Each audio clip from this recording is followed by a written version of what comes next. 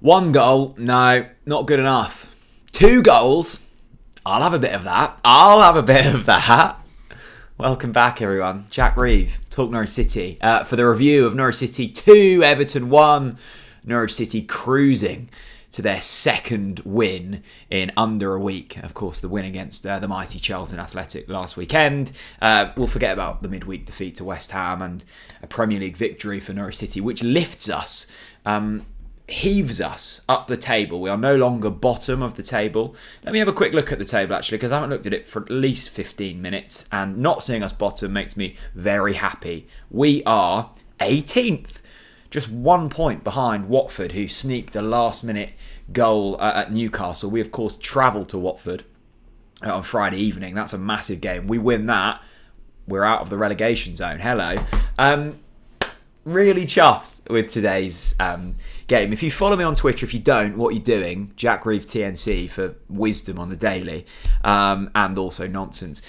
I said earlier, I fancy our chances today. I just thought, having seen that performance against West Ham, I thought if we were to replicate that against Everton, who are in dire form, I mean, their club is in tatters, then I think we've got a chance. And I was right. We did. Everton were poor, but I thought Norwich City were really mature today. It was one of the most, I think, promising performance in terms of a performance you want to be seeing in a relegation scrap that I've seen all season. So many times I've walked away from Carrow Road. We've all walked away from Carrow Road, or even away performances, and gone, I think a lot of, if not all of the other Premier League teams pick up something now. I'm thinking about Leicester at home. We should have beaten Brighton at home, Wolves at home, Newcastle away. Like, these are games that I think, in hindsight, and I'm hoping I'm wrong, we might look back at the end of the season and go, they were the games that if we won, we would have survived in the Premier League. And look, we still could. I think it's still very much a tough ask, and it's confusing looking at the table because of COVID and all of that stuff. You've got teams like Burnley, you've got 5 games in hand on other teams. So it's probably not wise looking at the table at this point, but it's exciting when you pick up a win, and you pick up a win in that manner. The team was an interesting one. There was a couple of changes. Josh Sargent coming back into the side. He obviously missed midweek due to the birth of his child, so congratulations to all of the Sargents. And Jakob Sorensen came in the side, mainly because we literally don't have any other midfielders fit at the moment. It's just Pierre Lemalou and Jakob Sorensen that are fit.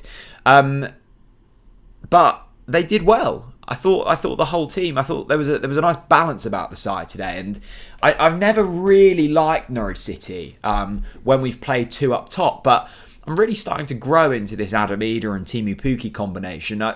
Earlier on in the season, when we kind of played Sargent and Pukki as the 2 strikers, it was Brighton, I think, that stood out to me, and I thought there could be something in there, in terms of link-up play, and it never quite materialised. And then on Wednesday night against West Ham, and today again, I thought the 2 of Idah and Pukki looked really good, and it almost felt like Milo Rashica and Josh Sargent were brought into the game more.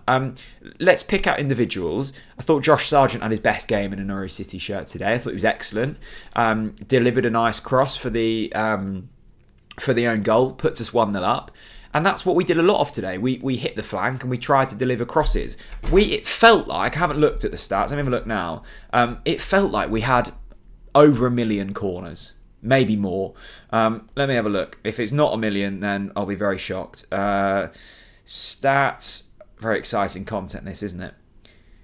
8. We both had 8 corners. It felt like we had more, but that was pleasing. We were delivering crosses, and Dean Smith said it in his interview. He wants us to do more of that, deliver low crosses into the front post, because if you've got a defender running towards their goal, they're either going to put it out for a corner or it's going to deflect onto goal. And a slightly fortunate way to kind of get things off and running, but it was pleasing. We've deserved a bit of luck this season. 2 minutes later, Adam Idah, who's turned into sort of prime Ronaldo over the past week or so, pops up and slots home. Again, slightly fortuitous. I thought his first touch may have got it out of reach and into the keeper's hands, but he managed to stick a toe onto it. Kind of felt like a Cameron Jerome goal, that one.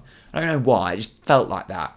And suddenly you're 2-0 up and you're looking around, you're going, bloody hell, this wasn't in the script.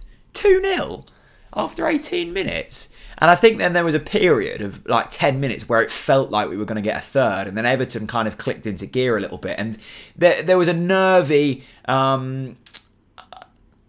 I think because we hadn't been in that position before this season, really. Maybe Brentford away, but that was a real slog. Never felt like we were quite in control of that game. Because we haven't been in too many of those situations, certainly at Carrow Road this season, it was like, right, what do we do? And I thought we were really mature in the second half of that first half, that last 20 minutes of the first half. Just kept the ball nicely, didn't take any risks. Broke well, and when the ball was punted long, I thought Adam Idah or Pukki or Sargent relieved pressure really nicely. Second half was a bit different because I thought we were good again. There were again a spell of maybe 15 minutes where Everton looked the better side, as you're going to get. And let's not forget Everton. I know they're in terrible form, but they have spent loads of money, not just this season, but seasons gone by. If you're looking for the gold medalist in the worst run football club in the Premier League, I think Everton are going to be challenging for it. Richarlison scores, slightly unlucky. Well, it was a very nice goal. It was an overhead kick. Thought we cleared the danger quite well from the initial cross. It was a beautiful ball whipped back in first time. Falls to Richarlison, overhead kick. Not too much you can do about that. Suddenly, it's 2-1. Everton fans are up for it. Everton players look up for it. The intensity dials up a notch, and we've still got over half an hour to see this game out. And obviously, because we've seen us lose so many times this season, your mind jumps to the worst possible outcomes. And Norwich looked in control from that point on. I thought they soaked up pressure. They held their shape really nicely. And there was an outball. There was an option to go long into Idah or to Pukki. Rashica did it exceptionally well to find his pace. And it was unlucky not to score right at the end. I think it hit the post. Maybe could have squared it to Pukki. We won't worry about that now we've won. But I just thought it was a really mature performance, and like we managed to kind of get the dark arts of football out a little bit as well. And we've been on the receiving end of that so many times in the Premier League, and there was a bit of kind of grit about us today. Brandon Williams staying on the floor, really slowly walking off. Tim Krul staying down for a long while. Sargent, I don't know if it was genuine cramp or not, but he stayed on the floor, and that bought us some minutes, and it allowed us to regain our shape, and it allowed us to catch our breath. There was no need for us to kind of keep that game flowing. We needed it to be stop-start because Everton were the team chasing, and we were dead on our feet, and we managed to get over the line. And now you're suddenly looking at things, having stared the Championship straight down the barrel, thinking, my goodness, we're suddenly 1 point from the safety zone, and we're travelling to Watford up next. And there's a positive mood about the place. That's all it takes in football. It's all well and good Dean Smith coming out and saying, oh, I don't like the sarcastic chants. That was a pointless comment. There is nothing positive to come from that comment. It only riles fans up further. There was a reason there was gallows humour and sarcasm in the terraces at away games, because they hadn't been good enough. All it takes to get fans back on board is, a positive performance. And if you can translate that into a victory, it is win-win-win. So, really pleasing. Man of the match for me, Adam Idah. I think he got the Norwich City man of the match. I thought he was excellent. Really, really good. He was good on Wednesday night against West Ham. But he just got into so many promising positions today. Held the ball up well. Is Adam Idah a Premier League player? Well, we'll have to see if he can do it over a consistent basis. But the performance today was certainly at Premier League level. He gave the Everton defence, and it's a fairly established Everton defence, a really tough time. Josh Sargent, look, he's not a striker. I still don't think that, and I think Dean Smith probably realises that, having not played him in the striker position. But he did all he could today. He ran hard. He delivered some nice crosses. He held up the ball. He linked play defensively as well, actually. Really good from defending corners. Like, he got his skull on a couple of them a good few times, so that was pleasing. It's hard to knock anyone today. I thought the wing backs in Williams and Aarons ended up sort of trudging off with hurting limbs, put themselves in where it hurt today, and that's what you need. I thought the defensive centre-backs of Grant Hanley and Ben Gibson had a really solid game. And that's nice to walk away from Carrow Road and go, yeah, you know what? Like, there were no kind of passengers in that side today. Every single one of them dug in when they needed to, did their job, and just got the job done. And that today was a must-win game. The biggest must-win game of the season. You lose today, it's game over. But we give ourselves a chance. We're still up against it, and the performance levels do still need to improve. But there was a belief, and there was just an element of real hope today at Carrow Road. And I haven't felt that in the Premier League for a long, long while. A really long while. So that was nice. And just enjoy this. Just enjoy this in isolation. Don't worry about the table. Don't worry about Watford coming on Friday. Soak it up tonight, because Norwich City have won, and we've inflicted the pain on another team. Usually it's teams inflicting pain on us, but it's vice versa tonight. That feels good.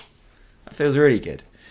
So well done to the team. Well done to Dean Smith. That was an important victory. And hopefully a victory that we look back on at the end of the season and go, that was the turning point. Now, whether that will happen is another story. And we've got, 15 days left of January. Will we make any signings this window? Because it does feel like we're close. It does feel we're close. I think we need a bit more quality up top. And probably another body in the midfield. And then, I think we're in for a scrap, which is all you can ask for as a football fan. No complaints from me today. None at all. Really good. Really good. Hope you enjoyed it. Thanks very much for watching, and I'll see you all again very soon. Bye-bye.